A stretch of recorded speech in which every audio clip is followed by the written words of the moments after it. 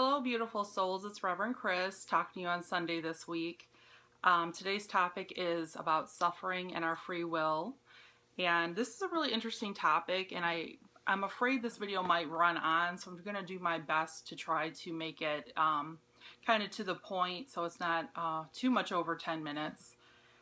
Today I'm using my Grandma Boo Boo's Bible. It's a King James, and I have about 6 verses this week. I pared it down. When I was looking through the Bible this week, I saw probably 20 verses I could use pretty well for the free will part and the suffering part, because as you know, Jesus suffered a lot and God gave us free will. So I'm just going to try to pick some key verses that I really liked that I thought stood out for that topic. But I wanted to start off with kind of how I feel about suffering, and I wanted to kind of teach what free will is. So Dr. Albert Ellis says we feel the way we think. And this means that you can choose to suffer. You can choose to let your circumstances get to you and make decisions that you're going to be miserable, or you can look on the bright side of things, have hope, and kind of be positive. I feel like you have a choice, which is also called free will, or God gives us a choice as being humans on earth. He created us to make our own decisions and have free will. We always have a choice. We can choose to suffer according to our circumstances that we cannot control or not. And this is really my belief. God gives us a choice to follow him or not. That's really interesting too. He's all-knowing. He created the universe, the stars, all the planets, us, all the animals, everything out of nothing. He's all-powerful, but then he gave us the power, or the right or power of free will to choose to follow him or not, which is pretty amazing. So God gave us 3 gifts as humans. He gave us life, he gave us emotions, and he gave us free will. Both emotions and free will lead to our suffering. To be human is to suffer, according to Philippians 1:29. And what that means is, anytime you are living your life, things will happen to you. Circumstances beyond your control. People will deceive you. Things that are unfair will happen to you. If you become a Christian, people may shun you or mistreat you. People who are called to Christ always suffer more because you're doing things out of the ordinary, or you're changing your life. People may be threatened by that. And Jesus suffered, and we as followers probably will suffer also. You have to kind of choose how you're gonna, if you're gonna decide to suffer or not.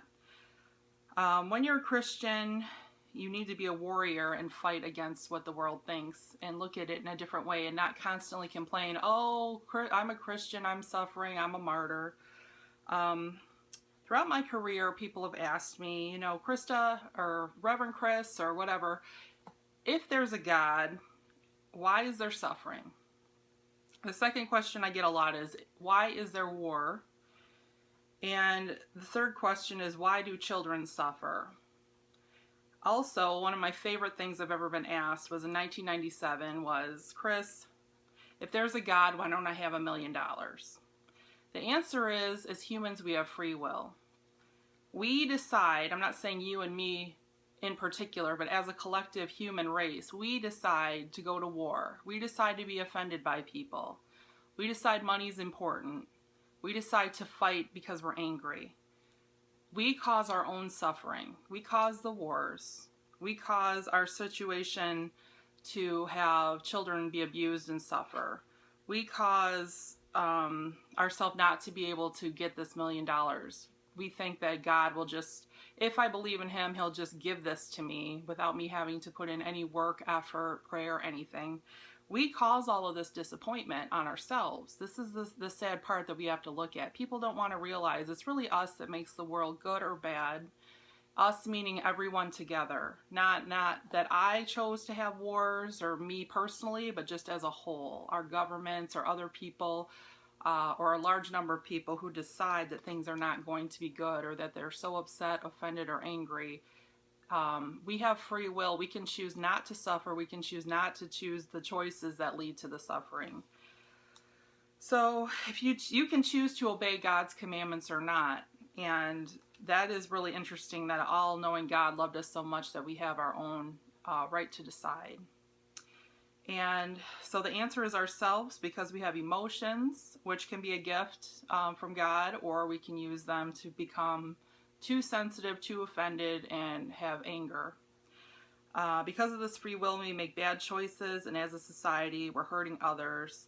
And many people don't know that they have a choice or realize how their actions affect others.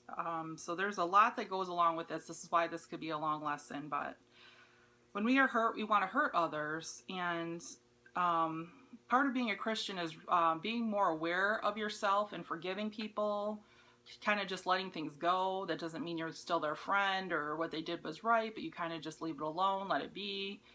And it's easier to walk with love in that way and just let things go, if nothing else, if you can't really get along with that person that offended you, or you can't see eye to eye. So my advice is to make choices, to not suffer, and then also go one step further and try to spread love. Meaning, do good things for people if you can, be kind to people, forgive, those kind of things. And there would be less suffering, there'd be less war, everything like that. All right, so I found some verses on suffering, and the first one is Romans 8:18, which says, "For I reckon that the sufferings of the present time are not worthy to be compared with the glory of which will be revealed to us." So what Romans 8:18 is saying is, as humans, you're suffering now, you think it's really horrible, it's a big deal, it seems, terrible at the time, but once you die and you go to heaven, it's not going to even matter. The suffering on earth is very temporary. Our life is temporary. It does not compare to heaven. So try to keep that in mind. When you're really angry at someone or something, will this really matter? If I died tomorrow, would it matter? If I died in 10 years, would this matter today? And if you could put your life in perspective like that, you probably would be happier. The second verse is 2 Timothy 3 and 4. I'm sorry, 2 Timothy 2, 3 and 4. Excuse me. "Thou therefore endure hardness, as good soldiers of Jesus Christ. No man that worrieth entangleth himself in affairs of this life, and he be pleased to have chosen him to be a soldier." So they're saying you're going to be a soldier if you're a follower of Christ, which means you're going to endure a lot of, war, a lot of hate, a lot of things coming against you.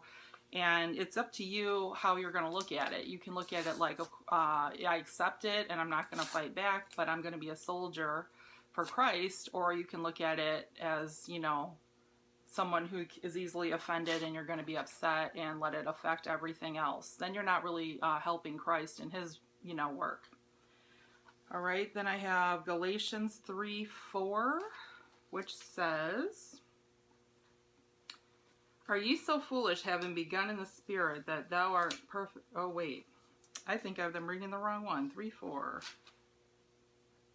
Galatians 3:4. I'm sorry. Got my pages stuck together. Oh, that is correct. Oh, no, that's number 3. Okay, so 3:4, excuse me. "Have ye suffered so many things in vain, if it yet be in vain?"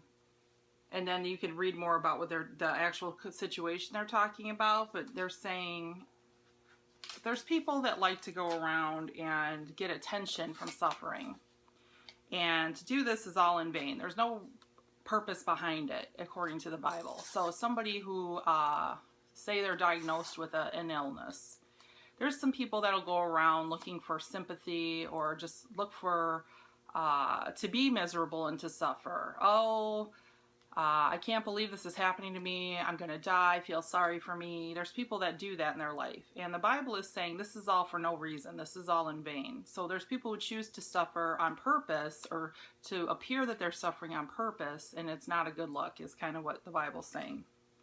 All right, then I have a couple verses on free will. I told you about Philippians 1:29.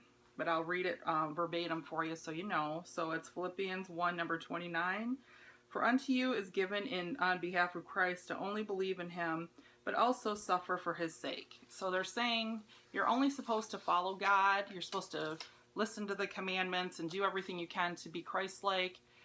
But you're going to suffer if you do this. And I've told you this as a spiritual secret a few times. It's just inevitable that people who follow Christ suffer more because it's kind of shocking to other people, or they don't understand where you're coming from, or there's just a lot of reasons for that. So it's kind of like part of the package, and you got to accept it early on and just kind of decide that it's okay that you're going to suffer for Christ, and then eventually it does get better, or you get more used to it. There's people that, talk crap about my videos too, of course, but I'm not going to choose to suffer from that. I'm just going to keep doing what I'm supposed to do. All right, John 10:18 says, no man taketh it from me, but I lay down of myself. I have power to lay down, and I have power to take it again. This commandment I have received from thy Father. So what this verse is saying is that you have free will. You can decide to just lay down and give up. You can decide to have power. You have a choice. And I feel suffering's a choice because God gave us the gift of free will to make up our own mind of what we want to do in our life as humans. We can choose any path we want, which is really kind of exciting. And it's really a great blessing that he gave this to us. The last verse I have is Genesis 2:16 and 17. This is talking about Adam and Eve. They had a choice not to pick the apple and to bite the apple. They were kind of given a choice and told, bad things can happen if you do this. But God did give them free will instead of making it so they wouldn't eat the apple. He did give a choice. So, Genesis 2:16 and 17. And 16 says, and the Lord commanded the man, saying, of every tree in the garden thou mayest freely eat, but of the tree of knowledge and good and evil thou shalt not eat it. For it is the day that thou eatest thereof, thou shalt surely die. So he said, you can eat from any tree, but this tree, if you eat it, there'll be consequences. You'll die. And I think what he meant was our morality would die in this case. They didn't actually die from eating the apple, but kind of they were in paradise and they were innocent and everything was good and happy until this happened. So I guess what this is saying on a deeper level is you can you can have to suffer consequences if you don't do what you know is right, because you have free will. There's people that have free will and don't do what's right, and they suffer, and they do know the consequences. And so it's kind of a cautionary tale of Adam and Eve of what can happen if you don't follow the path you're supposed to do right. There will be suffering, and you can choose to suffer, or you can choose to always get better. It's never too late. So there's all the reasons that I can kind of explain about why we have suffering and what free will is and how this affects our society as human beings and affects the world. So we choose suffering. We choose to have these battles, these wars, and have suffering of people.